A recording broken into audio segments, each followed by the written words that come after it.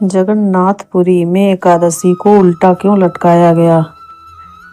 भक्तों, आज मैं आपको एक ऐसी कथा सुनाने जा रही हूँ जो जगन्नाथपुरी की पावन धरती से जुड़ी है।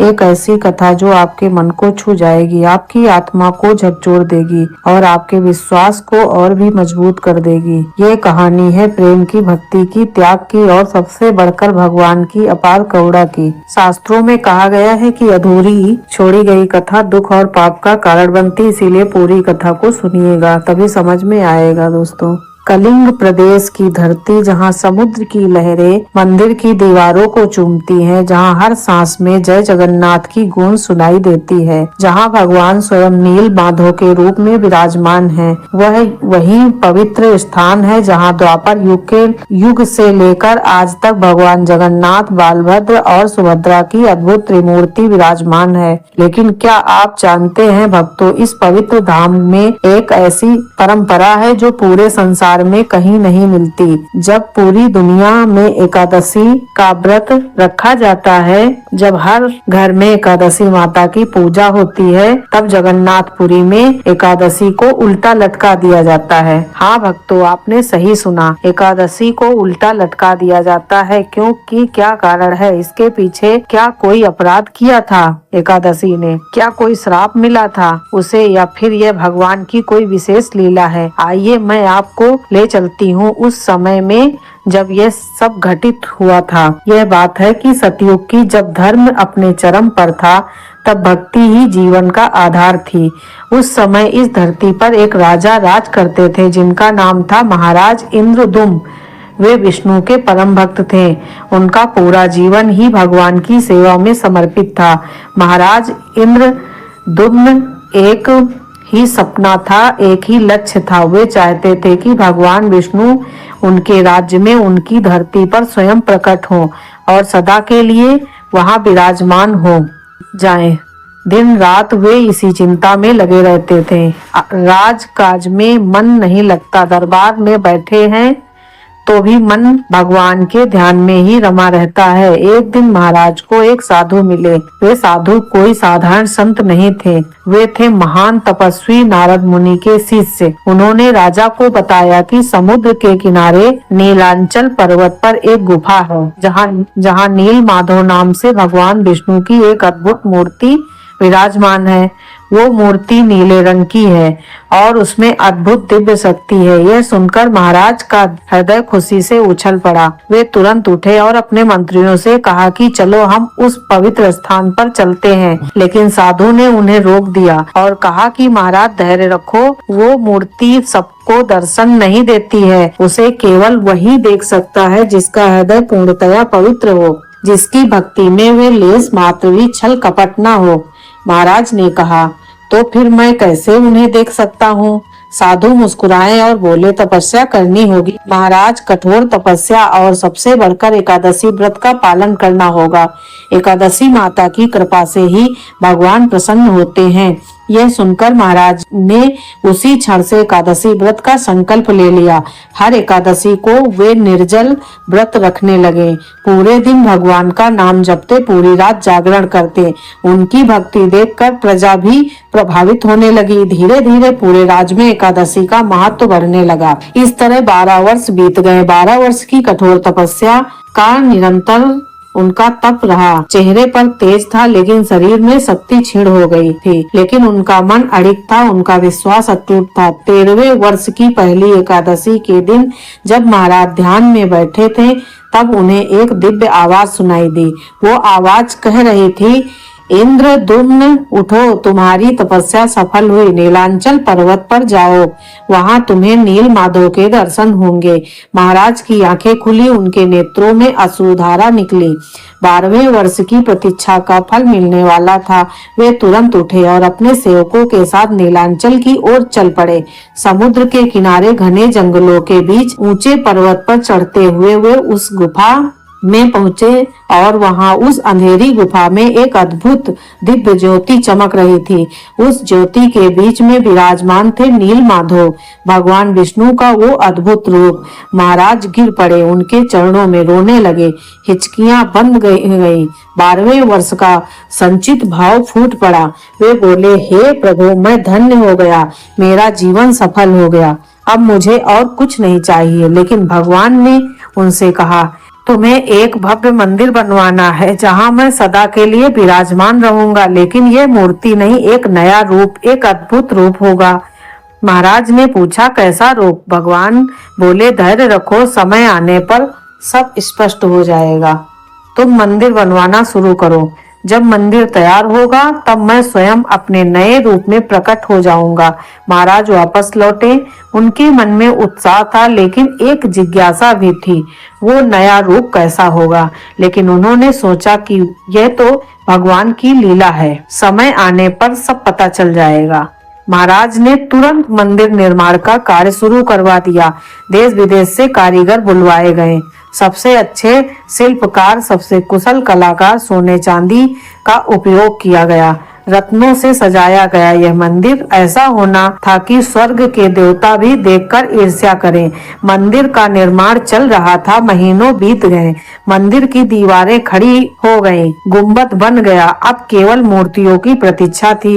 एक दिन समुद्र में तूफान आया, भयंकर, ऐसा तूफान कि सब डर गए। लेकिन तूफान के बाद समुद्र तट पर एक विशाल नीम का पेड़ आकर गिरा।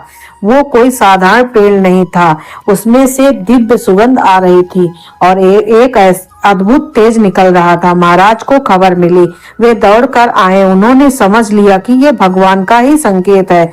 उन्होंने घोषणा करवाई कि जो कोई भी इस पेड़ से मूर्ति बना सकता है वो आगे आए। लेकिन कोई नहीं आया, क्योंकि वो पेड़ अद्भुत था, कोई औजार उस पर काम नहीं कर रहा था। छेनी टूट जाती थी, आरी टूट जाती थी, कोई कारीगर उसे काट नहीं पा रहा था। महाराज चिंतित हो गए, इतना बड़ा मंदिर बना लिया, लेकिन मूर्ति कैसे बनेगी?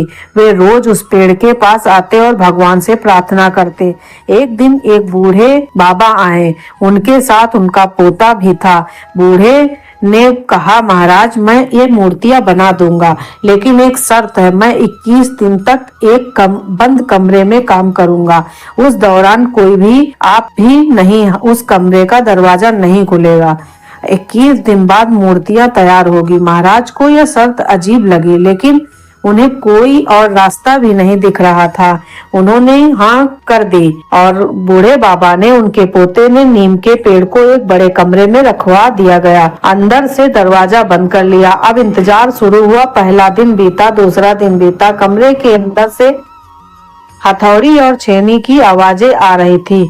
महाराज रोज आते और दरवाजे के बाहर खड़े होकर भगवान का नाम जपते, तो अभी आवाजें आ रही थी। महाराज को विश्वास हो गया कि काम हो रहा है।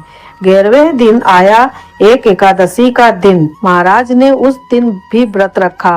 पूरे राज्य में एकादशी का पर्व मनाया जा रहा था। पूरे राज्य में एकादशी का पर्व मनाया जा रहा था, लेकिन महारानी का मन बेचैन था।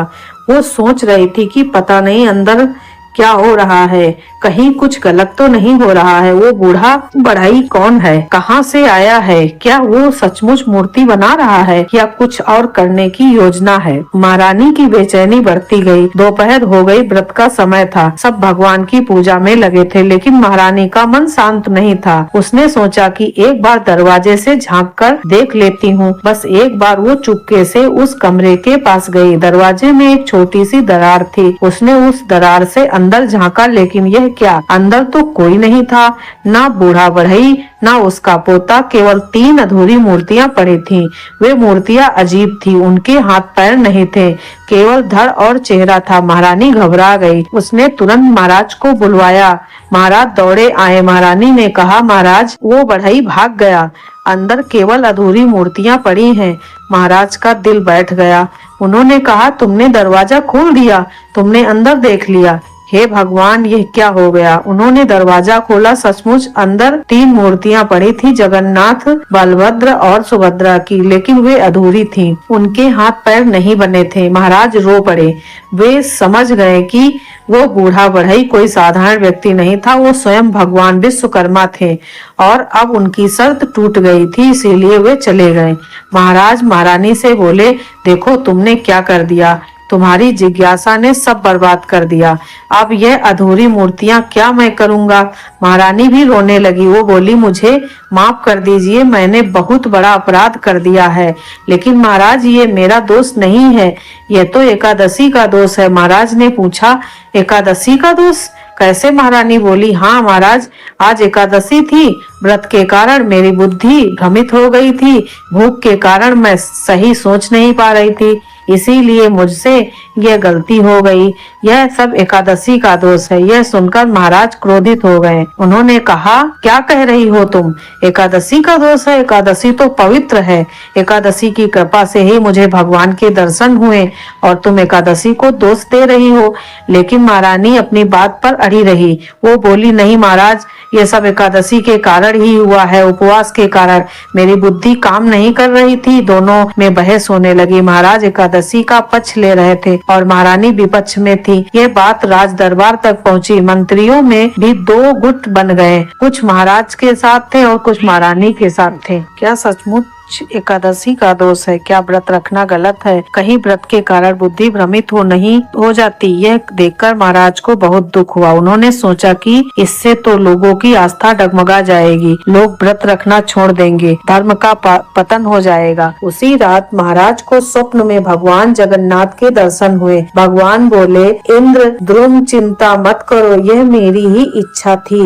ये मूर्तियां अधूरी नहीं बल्कि पूर्ण है। यही मेरा असली रूप है। मैं चाहता हूँ कि भक्त मुझे इसी रूप में पूजे। हाथ पैर नहीं होंगे तो भेदभाव नहीं होगा, सब मुझे समान रूप से देखेंगे। महाराज ने कहा, लेकिन प्रभु, लोग एकादशी का विरोध कर रहे हैं। भगवान मुस्कुराए और बोले, इसका भी समाधान है। तुम एक काम करो, एकादशी माता को बुलाओ, उनसे पूछो कि क्या सचमुच यह उनका दोष है। अगले दिन महाराज ने घोषणा करवाई। पूरे राज्य में सभा बुलाई गई। एक विशाल यज्ञ का आयोजन किया गया। महान ऋषि मुनियों को बुलाया गया और उस यज्ञ में एकादशी माता का आवाहन किया गया। यज्ञ की अग्नि में से एक दिव्य आकृति प्रकट हुई। वह थी एकादशी माता। उनका रूप अत्यंत सुंदर था। उनके चेहरे पर तेज। वे बोली, बोलो महाराज, तुमने मुझे क्यों बुलाया। महाराज ने विनम्रता से कहा, माता क्षमा करें, लेकिन एक प्रश्न है। महारानी कहती हैं, आपके व्रत के कारण उनकी बुद्धि भ्रमित हो गई थी और उन्होंने दरवाजा खोल दिया। क्या यह सत्य है। एकादशी माता ने पूरे दरबार को देखा, फिर बोली, ये असत्य है। महाराज, मैं किसी की बुद्धि भ्रमित नहीं करती, बल्कि मेरे व्रत से तो बुद्धि और भी तेज होती है। जो मुझे सच्चे मन से मानता है उसका विवेक बढ़ता है, घटता नहीं। महारानी ने अपनी गलती का दोष मुझ पर मढ़ दिया है। यह सुनकर महारानी लज्जित हो गई।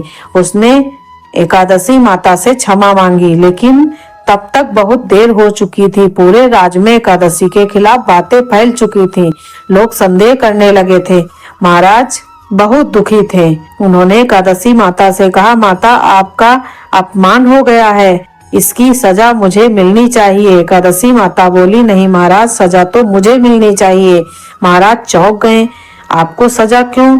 माता एकादशी बोली, क्योंकि मेरे नाम पर यह सब हुआ है। भले ही मेरा दोस्त नहीं है, लेकिन मेरा नाम तो लिया गया, इसीलिए मुझे सजा भुगतनी ही पड़ेगी। महाराज ने कहा, नहीं माता, यह अन्याय होगा। लेकिन एकादशी माता अपने निर्णय पर अड़िग थी। वे बोली, महाराज, मैं यह सजा स्वीकार करती हूँ, लेकिन एक शर्त है। यह सजा ऐसी होनी चाहिए कि पूरे संसार में सबको पता चले कि एकादशी को सजा मिले, तभी लोगों का संदेह दूर होगा। तभी लोग फिर से एकादशी व्रत रखने लगेंगे। महाराज सोच में पड़ गए, कैसी सजा दी जाए। तब भगवान जगन्नाथ ने उन्हें प्रेरणा दी। महाराज ने घोषणा की कि आज से जगन्नाथपुरी में हर एकादशी को सजा के रूप में उल्टा लटकाया जाएगा। मंदिर में एकादशी को उल्टा लटकाया जाएगा ताकि पूरा संसार देख सके कि एकादशी को सजा मिली। एकादशी माता मुस्कुराई। उन्होंने कहा, यह सजा मुझे स्वीकार है, लेकिन याद रखना यह सजा नहीं, मेरा त्याग है। मैं अपने भक्तों के लिए यह सब कर रही हूँ ताकि उनकी आस्था बनी रहे, उनका विश्वास बना रहे। और उसी दिन से यह परंपरा शुरू हो गई। जगन्नाथपुरी में हर एकादशी को उल्टा लटकाया जाने लगा। पूरे संसार में यह खबर फैल गई। लोग आश्चर्यचकित थे। सब सोच रहे थे कि जगन्नाथपुरी में एकादशी को सजा मिली है, लेकिन भक्तों, यह सजा नहीं थी, यह तो एकादशी माता का महान त्याग था। उन्होंने अपना अपमान सहा ताकि लोगों की आस्था बनी रहे। उन्होंने अपनी प्रतिष्ठा दांव पर लगा दी ताकि धर्म की रक्षा हो सके। और जब लोगों ने ये समझा, जब उन्हें एकादशी माता के त्याग का पता चला, तब उनकी आस्था और बढ़ गई। लोग और भी श्रद्धा से एकादशी व्रत करने लगे। बोलो एकादशी माता की जय। श्री हरि विष्णु भगवान की जय।